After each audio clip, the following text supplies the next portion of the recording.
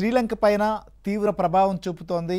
ఇప్పటికే 130 మందికి పైగా చనిపోయారు. మరొక 250 మందికి పైగా గల్లంతైనటువంటి పరిస్థితి. శ్రీలంక ద్వీపంలో ఎమర్జెన్సీ పరిస్థితిని విధించారు.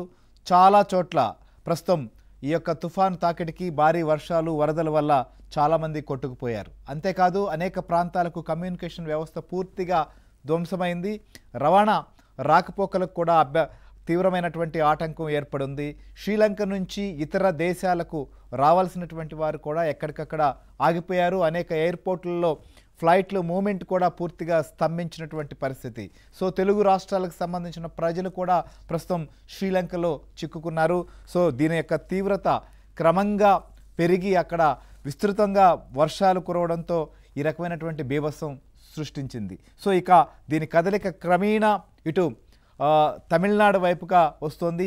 సో తమిళనాడు రాష్ట్రం అలానే దక్షిణ ఆంధ్రప్రదేశ్ ముఖ్యంగా రాయలసీమ ప్రాంతం కావచ్చు, ఇటు నెల్లూరు ప్రకాశం జిల్లాలు వీటిపైన తీవ్రమైనటువంటి ప్రభావం కనిపించేటువంటి పరిస్థితులు మనకు కనిపిస్తున్నాయి. సో ప్రస్తుతం మనం చూస్తే ఈ యొక్క కదలిక క్రమంగా దాదాపుగా 10 కిలోమీటర్ల వేగంతో ఇది ముందుకు సాగుతూ వస్తున్నటువంటి పరిస్థితి. ఉత్తరం వైపుగా దీని యొక్క ఇంపాక్ట్ ఇప్పటికే తమిళనాడులో కనిపిస్తోంది. తమిళనాడులో అనేక ప్రాంతాల్లో ప్రస్తుతం వర్షాలు అయితే మాత్రం విస్తృతంగా కురుస్తున్నాయి.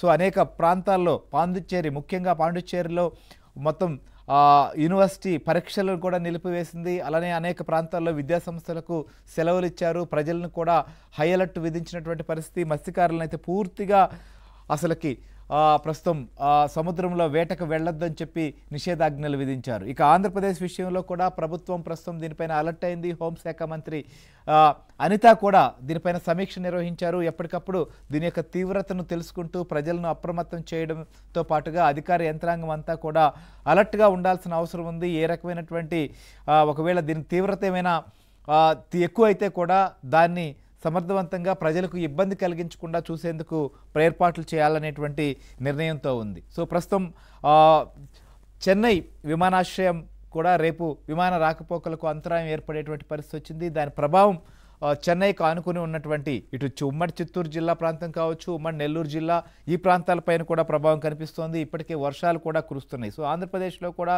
దీనికి సంబంధించినటువంటి పరిస్థితులు ప్రస్తుతం ఎలా దీన్ని ఒకవేళ తీవ్రతగాన ఇటు తమిళనాడే కాకుండా ఆంధ్రప్రదేశ్ను కూడా తాకితే దాన్ని ఖచ్చితంగా ఎదుర్కొనేందుకు సిద్ధమవుతోంది రాష్ట్ర ప్రభుత్వం. ఇంకొక వైపు ఇతర దేశాలు అంటే ముఖ్యంగా శ్రీలంకలో చిక్కుకున్నటువంటి తెలుగువారి సంబంధించి రప్పించేందుకు కూడా ప్రయత్నాలు చేయాలని చెప్పి అక్కడ ఉన్నటువంటి వారు ఇటు ముఖ్యమంత్రి చంద్రబాబు నాయుడు కావచ్చు, అలానే డిప్యూటీ సీఎం పవన్ కళ్యాణ్, మంత్రి లోకేష్ వీళ్ళని కోరుకుంటున్నారు. ఇలాంటి నేపథ్యంలో వీరిని తీసుకొచ్చేందుకు కూడా అవసరమైనటువంటి చర్యలు తీసుకునేందుకు కసరత్తు చేస్తున్నట్లుగా మనకు ప్రభుత్వం తెలుస్తోంది. సో ప్రస్తుతం అసలు ఇంతకీ వాతావరణ పరిస్థితి ఎలా ఉంది, అసలు దీని తుఫాను తీవ్రత ఏ రకంగా ఉండబోతోంది, ఏ స్టెప్లో ఎలా ఉండే ఛాన్స్ కనిపిస్తోంది అనేది కూడా చాలా ఇంపార్టెంట్. ఎందుకంటే వెదర్ అప్డేట్ ఎప్పటికప్పుడు కూడా ప్రస్తుతం ప్రజలు తెలుసుకుంటున్నారు, ముఖ్యంగా ఆంధ్రప్రదేశ్ కోస్తా ప్రాంత ప్రజలు. ఎందుకంటే ఇటీవల కాలంలో అనేక తుఫాన్ల కారణంగా తీవ్రమైనటువంటి నష్టం ఏర్పడింది.